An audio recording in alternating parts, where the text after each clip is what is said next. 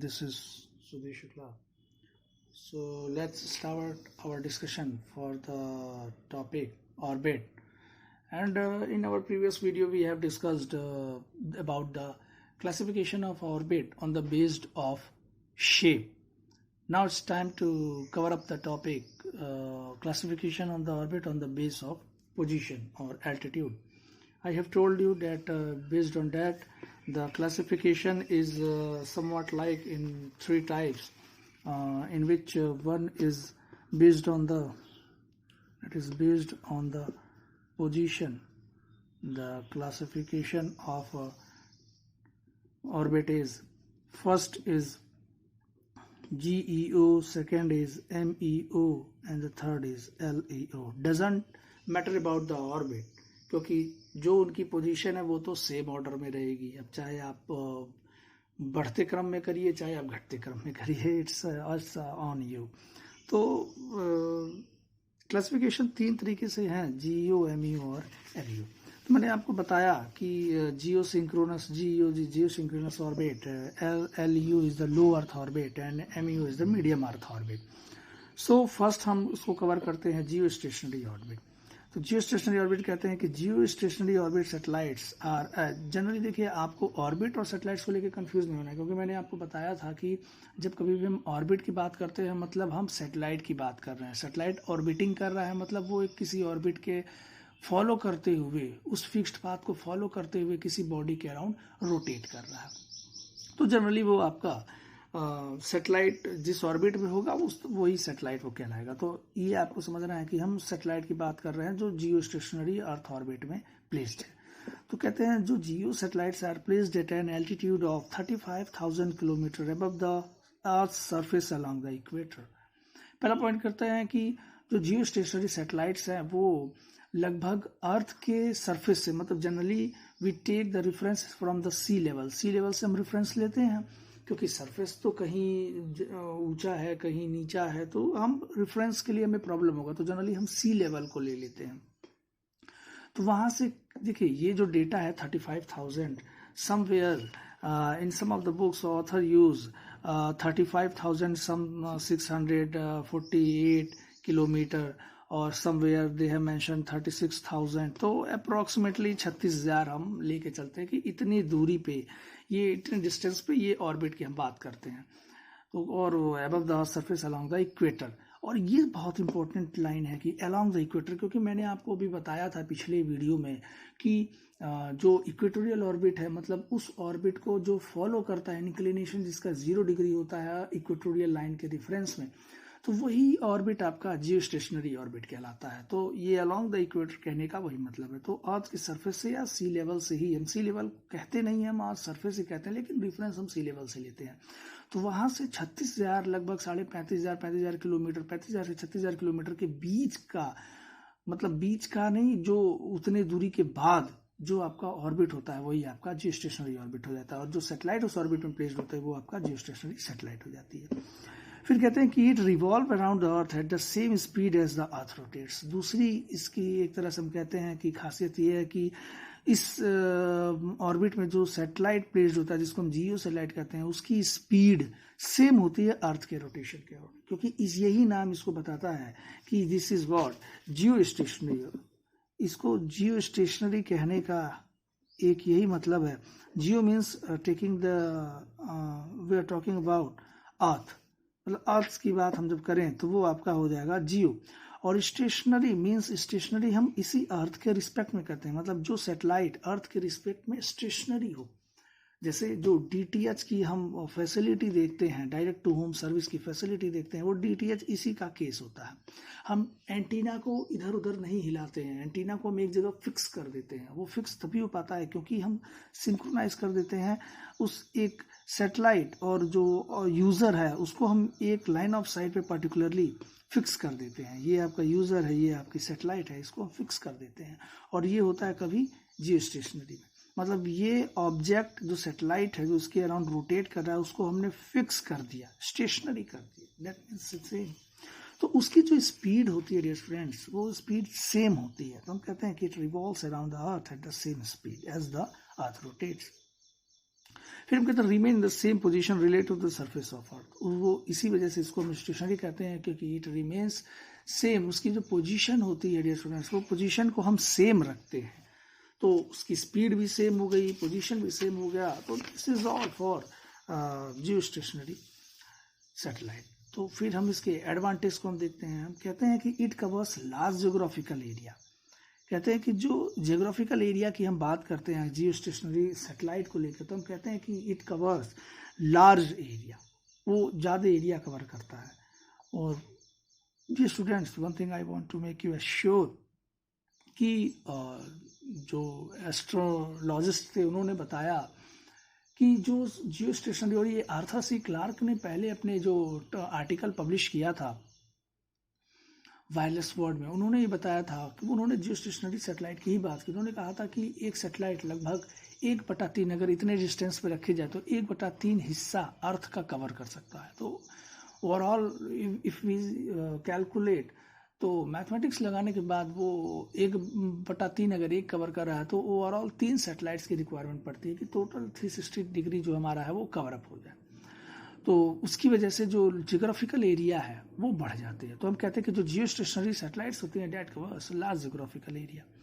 फिर हम कहते हैं 3 satellites are required to cover the entire earth, that means the same कि हम बात करते हैं अगर ये आपका अर्थ है और इसके अराउंड अगर हम सैटेलाइट की बात करें तो हम कहते हैं कि 3 पोजीशन हम सैटेलाइट के लिए, एक पोजीशन ये हो गया, एक पोजीशन ये हो गया जो कि 120 डिग्री पर रखी और ये एक सैटेलाइट ही हो गया।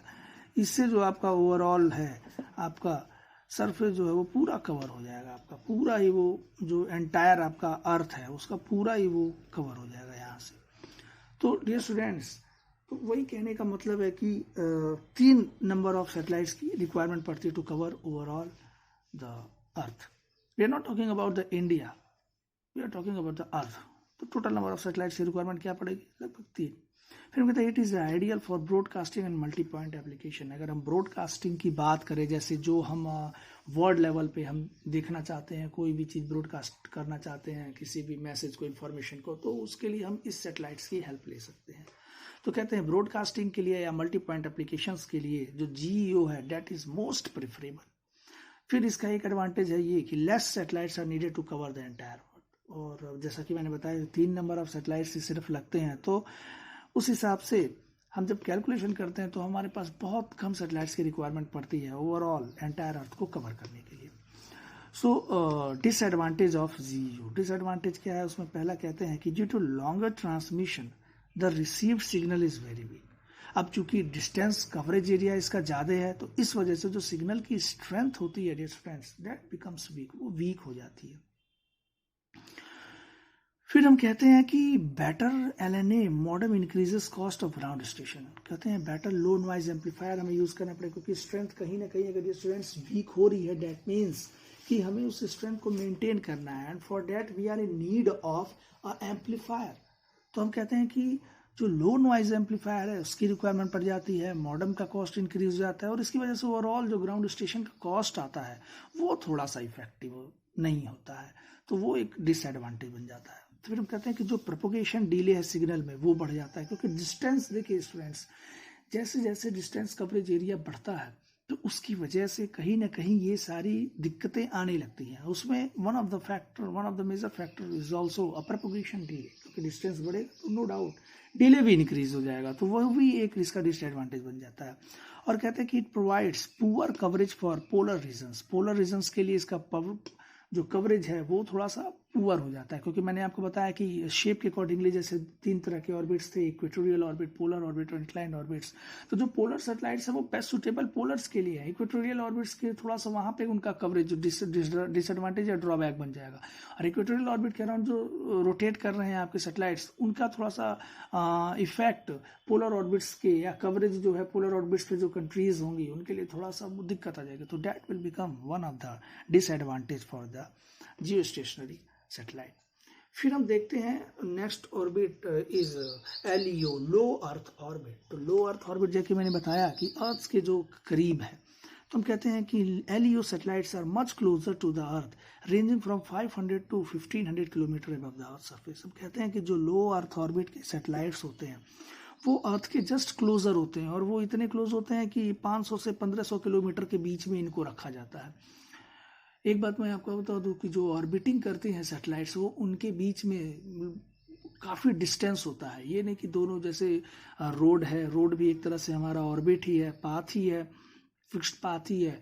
तो उस पर व्हीकल जैसे आपस में पास में चलते हैं, उस तरह से सैटेलाइट्स नहीं चलते हैं डियर स्टूडेंट्स। किलोमीटर्स के फर्क पड़ जाते हैं सैटेलाइट्स के बीच में। तो ये जो ऑर्बिट है, ये ऑर्बिट, क्योंकि वी ऑल नो कि जो ब्रह्मांड है, जो स्पेस है, वो बहुत बड़ा है, बहुत बड़ा है।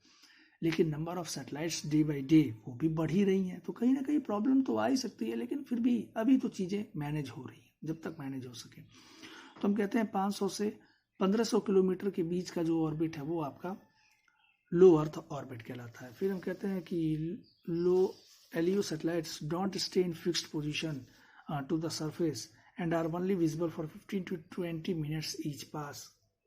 फिर हम कहते हैं जो लो अर्थ ऑर्बिट होता है वो डियर स्टूडेंट्स, उसकी पोजीशन फिक्स नहीं होती है। जैसे जियो सैटेलाइट्स की हमने बताया कि जियो स्टेशनरी सैटेलाइट्स की जो पोजीशन होती है डेट इज फिक्स्ड, वो फिक्स्ड होती है। लेकिन इनकी जो होती है, वो जो पोजीशन होती है वो फिक्स नहीं होती है, और वो सिर्फ 15 से 20 मिनट के लिए ही विजिबल होते हैं। मीन्स हम जब दोनों ऑब्जेक्ट्स स्टेशनरी होते हैं, तो स्टेशनरी कहने का मतलब कि वो 24x7 वो विजिबल होंगे। लेकिन यहाँ पे इसके साथ केस थोड़ा सा जस्ट अपोजिट है। यहाँ पे सिर्फ 15 to 20 मिनट्स ईच पास के लिए ही विजिबल होते हैं, मतलब लाइन ऑफ साइट पे आ पाते हैं। सो एडवांटेजेस ऑफ LEO। तो LEO का एक एडवांटेज ये है फर्स्ट कि LEO satellites near to earth provides better signal strength. अब वो डिस्टेंस कम होने की वजह से जो स्ट्रेंथ की अगर हम बात करें, तो हर एक ऑर्बिट के कंपैरेबली जो ये सैटेलाइट्स आपको स्ट्रेंथ देते हैं, that is much much better. तो स्ट्रेंथ नो डाउट बढ़िया होती है। फिर अगर हम पावर कंजप्शन की बात करें, तो less power is needed for transmission. जो पावर की रिक्वायरमेंट होती है डेट इज अबाउट 1 वाट, ये पावर की रिक्वायरमेंट पड़ती है ट्रांसमिशन के लिए। ही एडवांटेज ऑफ LEO ये होता है। जैसा कि कल हमने जब टॉपिक्स कवर कर रहे थे तो हम उसमें डिस्कस किए थे एडवांटेज और डिसएडवांटेज। मतलब ट्रांसमीटर सेक्शन से ऑलवेज पावर की रिक्वायरमेंट ज़्यादा पड़ती है ट्रांसमिटेड सिग्नल के लिए। तो लेकिन अगर वो सैटेलाइट LEO सैटेलाइट है या लो अर्थ ऑर्बिट में सैटेलाइट को लॉन्च किया जा रहा है, तो जो पावर की रिक्वायरमेंट है और वो कम होनी चाहिए। और हम as a engineer always we are in demand कि हमें किसी चीज़ को जो हमें खर्च करना हो वो कम से कम। तो पावर की अगर हम बात करें तो बिल्कुल कम खर्च होता है इस केस में जो LEO सैटेलाइट्स होते हैं। फिर कहते हैं कि it has a least propagation delay compare to the other orbits. अगर हम प्रोपोगेशन डिले की बात करें, जैसे मैंने अभी बताया था कि जैसे जैसे डिस्टेंस बढ़ता है प्रोपोगेशन डिले भी इंक्रीज होता है। तो GEO के लिए जैसे प्रोपोगेशन डिले ज़्यादा था, वैसे उसके कंपेरेबली बहुत कम प्रोपोगेशन डिले होता है। फिर कहते हैं low cost equipment are sufficient for ground stations. Ground stations की अगर हम बात करें तो बहुत कम लो कॉस्ट इक्विपमेंट्स, मतलब कॉस्ट इफेक्टिव की अगर हम बात देखें तो लो अर्थ ऑर्बिट जो सैटेलाइट्स होते हैं वो कॉस्ट इफेक्टिव होते हैं। फिर कहते हैं better frequency reuse due to smaller footprints. अगर हम फ्रीक्वेंसी रीयूज की बात करें, क्योंकि हमने इसको वीडियो में डिस्कस किया था कि फ्रीक्वेंसी रीयूज क्या है। जनरली जो फ्रीक्वेंसीज किसी एप्लीकेशन के लिए अलॉट किए आते हैं, तो उन्हीं फ्रीक्वेंसीज को हम दोबारा अल्टरनेटिवली हम फिर से उसका यूज़ कर लेते हैं, क्योंकि फ्रीक्वेंसीज हमारे पास लिमिटेड है। और किसी भी चीज़ का रीयूज अगर हम कर पा रहे हैं और उसमें हमारा नुकसान नहीं है, तो बिल्कुल हमें वो चीज़ें करनी चाहिए। तो उसी प्रकार से फ्रीक्वेंसी जो है उसको भी हम रीयूज करते हैं, तो वो रीयूज फ्रीक्वेंसी रीयूज बेटर हो पाता है आपका LEO ऑर्बिट में। मतलब जो सैटेलाइट्स LEO सैटेलाइट्स होते हैं उनके साथ फ्रीक्वेंसी रीयूज का एडवांटेजेस हमको मिल जाता है। फिर अगर हम बात करें dear students disadvantage of LEO को, तो हम कहते हैं कि small distance from earth it covers less region. अब क्योंकि वो अर्थ के करीब है, 500 से 1500 किलोमीटर के बीच में ही है, तो जो कवरेज एरिया होता है डेट बिकम्स स्मॉल, वो कम हो जाता है। तो कवरेज एरिया कम होने के साथ जो रिक्वायरमेंट पड़ती है नंबर ऑफ सैटेलाइट्स की, डेट इंक्रीजेज 20, 25, 30 ओवरऑल। ये इतना नंबर ऑफ सैटेलाइट्स की रिक्वायरमेंट पड़ती है। लेकिन अभी जस्ट हमने देखा पिछले लेक्चर में हमारे कि जो सैटेलाइट्स जियो स्टेशनरी ऑर्बिट में रखे जाते हैं, सिर्फ 3 नंबर ऑफ सैटेलाइट से काम चल जाता है। लेकिन यहाँ पे उस चीज़ का थोड़ा सा प्रॉब्लम आ जाता है, वो इश्यू क्रिएट हो जाता है। तो उसको जो है वो कहीं ना कहीं किसी चीज़ की एडवांटेज है तो कहीं ना कहीं डिसएडवांटेज तो होते ही हैं। और वो इस LEO के साथ डिसएडवांटेज होता है कि requirement of large number of satellites. फिर हम कहते हैं कि only visible for 15 to 20 minutes from, और फिर ये केस एलईओ के साथ होता है कि जो विजिबिलिटी की हम बात करें डियर स्टूडेंट्स, तो सिर्फ 15 से 20 मिनट के लिए ही विजिबल होता है from particular area of the earth, less time for maintenance. तो विजिबल इतनी ही देर के लिए होता है और मेंटेनेंस टाइम के लिए भी हमें बहुत कम समय मिल पाता है। और अगर हम लाइफ स्पैन की बात करें तो विषय की shorter life span 5 to 8 years compare to geo के कंपेरिजन में बहुत कम इनका लाइफ स्पैन होता है, 5 से 8 साल तक होता है। अब देखिए अगर हम सैटेलाइट्स की बात करें तो नंबर ऑफ सैटेलाइट्स जो हैं वो भी ज़्यादा हैं, रिक्वायरमेंट उनकी ज़्यादा पड़ रही है। और इनका अगर लाइफ स्पैन की बात करें डियर स्टूडेंट्स तो 5 to 8 years of life span, ये तो इतना रहता ही है। फिर डियर स्टूडेंट्स हम बात करते हैं एमईओ ऑर्बिट की, and this is the last orbit. तो हम कहते हैं कि MEO is nothing but the medium earth orbit. अब जैसे जो सबसे पास है अर्थ के डेट इज व्हाट एलईओ, जो सबसे दूर है डेट इज व्हाट जीईओ। तो एमईओ की अगर हम बात करें स्टूडेंट्स तो विषय की एमईओ सैटेलाइट्स जो होते हैं is in orbit somewhere between 8 to 18,000 kilometre above the earth surface. Earth surface मतलब वही सी लेवल को हम रेफरेंस लेके हम बात करें तो कहते हैं कि अगर एमईओ सैटेलाइट्स होते हैं वो 8,000 से 18,000 किलोमीटर के बीच के होते हैं। तो 8,000 से 8,000 18,000 किलोमीटर के बीच की जो ऑर्बिटिंग है उस रेंज में, उतने डिस्टेंस पे जो आपके सैटेलाइट्स रोटेशन करेंगे अर्थ के अराउंड वो आपके हो जाएंगे MEO satellites, medium earth orbit satellites. फिर हम कहते हैं जो एमईओ सैटेलाइट्स होते हैं are smaller to LEO in functionality. तो हम कहते हैं कि MEO satellites are similar to LEO in functionality, similar that's not smaller. तो वैसे कि जो एमईओ सैटेलाइट्स होते हैं उनकी फंक्शनिंग सेम होती है जो कि आप एलईओ, क्योंकि तभी देखिए आप जो नेविगेशन के लिए जनरली जो हम यूज़ करते हैं तो नेविगेशन के लिए जनरली दोनों हम यूज़ करते हैं, या जीपीएस के लिए एलईओ सैटेलाइट्स भी यूज़ करते हैं, एमईओ सैटेलाइट्स भी यूज़ करते हैं। तो दोनों की फंक्शनलिटी की बात करें तो दे आर ऑलमोस्ट सिमिलर। फिर हम कहते हैं अगर हम विजिबिलिटी की बात करें डियर स्टूडेंट्स तो they are visible for 22 to 8 hours. जैसा कि अभी हमने एलईओ में देखा कि उसमें विजिबिलिटी 15 to 20 मिनट्स की है, लेकिन यहाँ पे अगर हम बात करें एमईओ की तो डियर स्टूडेंट्स एमईओ की जो विजिबिलिटी है that is what 22 to 8 hours और द ईच पास, हर एक पास में 2 से 8 आवर्स के लिए विजिबल होता है। फिर हम कहते हैं जो एमईओ सैटेलाइट्स होते हैं that have a large coverage area than NEO satellites. अगर हम कवरेज एरिया की बात करें स्टूडेंट्स तो एमईओ सैटेलाइट्स की कवरेज एरिया जो होती है दैट इज क्वाइट लार्ज। फिर हम कहते हैं कि ये बात करते हैं about the advantages of MEO, तो हम कहते हैं they are placed at higher altitude compare to LEO satellites. अगर हम उनके पोजीशन की बात करें तो इससे जनरली कि जो डिस्टेंस होता है वो नो डाउट अभी जैसे हमने बताया 8 to 18,000, तो वो डिस्टेंस नो डाउट एलईओ के कंपेरेबली थोड़ा सा बढ़ जाता है। तो डिस्टेंस बढ़ने के साथ जो रिक्वायरमेंट हो जाती है कवरेज करने के लिए डेट बिकम्स लेस। रिक्वायरमेंट किसकी? नंबर ऑफ सैटेलाइट्स की। तो इसी वजह से कहा गया कि less number of satellites are needed to cover entire area of the earth. फिर हम कहते हैं requires slightly higher transmission power compares to LEO satellites. तो हम कहते हैं कि जो पावर की हाई रिक्वायरमेंट है वो थोड़ा सा एलईओ के कंपेरेबली जो है वो ज़्यादा होता है और जियो के कंपेरेबली कम होता है, क्योंकि एमईओ है डेट मीन्स कि मध्य में है और एलईओ और जियो के कंपेरेबली तो पावर की रिक्वायरमेंट कम होती है। और ये सारे इसके एडवांटेज बन जाते हैं आपके एमईओ सैटेलाइट्स के। फिर हम कहते हैं डिसएडवांटेज ऑफ एमईओ। तो डिसएडवांटेज की अगर हम बात करें स्टूडेंट्स तो इसे कि the signal become weak when they reach earth from MEO compare to LEO. तो जो सिग्नल की स्ट्रेंथ होती है वो थोड़ी सी वीक हो जाती है अगर हम एलईओ सैटेलाइट्स के कंपेरेबली अगर हम कहें। फिर कहते हैं more transmit power is needed to overcome path loss and other attenuating की पावर की रिक्वायरमेंट जो होती है वो थोड़ी सी इंक्रीज जाती है। फिर हम कहते हैं the system is more expensive compare to LEO, system थोड़ा सा एक्सपेंसिव हो जाता है। तो lastly I just want to conclude all the 3 satellites MEO, LEO and geo. तो देखिए हम पहले बात करते हैं जियो की। जियो मतलब जियो स्टेशनरी ऑर्बिट। ये डिस्टेंस काफ़ी ज़्यादा होता है अर्थ से एंड जो विजिबिलिटी होती है डेट इंक्रीजेज, जो कवरेज एरिया होता है ये इंक्रीज हो जाता है। लेकिन साथ में अगर हम डिसएडवांटेज देखते हैं तो डिसएडवांटेज के केस में डियर स्टूडेंट्स हम देखते हैं कि प्रोपगेशन डिले बढ़ जाता है और सारे नॉइज वगैरह जो होते हैं स्काई नॉइज और इस टाइप से वो भी थोड़ा सा इंक्रीज हो जाते हैं जियो स्टेशनरी सैटेलाइट के कंपेरेटिवली, क्योंकि कवरेज एरिया ज़्यादा होता है, डिस्टेंस ज़्यादा होता है, स्ट्रेंथ भी थोड़ा सा वीक हो जाती है। फिर हम बात करते हैं एमईओ की, मीडियम अर्थ ऑर्बिट की। तो मीडियम अर्थ ऑर्बिट में जो सैटेलाइट्स होते हैं उनमें जो उनकी फंक्शनलिटी की बात करें तो फंक्शनलिटी सेम होती है एलईओ के कंपेरेबली, लेकिन जो नंबर ऑफ सैटेलाइट्स की रिक्वायरमेंट होती है वो जीओ से थोड़ा सा इंक्रीज हो जाती है। स्ट्रेंथ भी थोड़ी सी वीक होती है, उतनी नहीं होती है जितनी जियो में, और जियो में थोड़ी सी वीक होती है, मतलब वो नॉइस की वजह से थोड़ा सा फ्लक्चुएशन ज़्यादा आता है। और ऐसा नहीं है कि जो भी सेटेलाइट्स जियो में रखे गए हैं तो उसमें जो है ज़्यादा फ्लक्चुएशंस आते हैं, नहीं। अगर इतने ज़्यादा आते तो हम वहाँ पे उस ऑर्बिट में सेटेलाइट्स को लॉन्च ही नहीं करते। तो एडवांटेज तो इसके नो डाउट रहते ही रहते हैं। फिर हम बात करें एलियो के, तो ये सरफेस से बहुत करीब होते हैं। और अगर हमें किसी पर्टिकुलर कंट्री की अगर हम बात करें तो जैसे इंडिया है, इंडिया अपने खुद के एलियो ऑर्बिट्स में बहुत सारे सेटेलाइट्स को रख रखा है, जो कि इंफॉर्मेशन, मतलब जो भी नेविगेशन का काम है, जो भी जीपीएस के काम है, वो सारे वो एलियो सेटेलाइट्स ही प्रोवाइड करते हैं आपको। तो जो एलियो है वो उसमें सिग्नल की स्ट्रेंथ नो डाउट बहुत अच्छी होती है। बस दिक्कतें क्या आती है कि नंबर ऑफ सेटेलाइट्स की रिक्वायरमेंट ये बढ़ जाती है।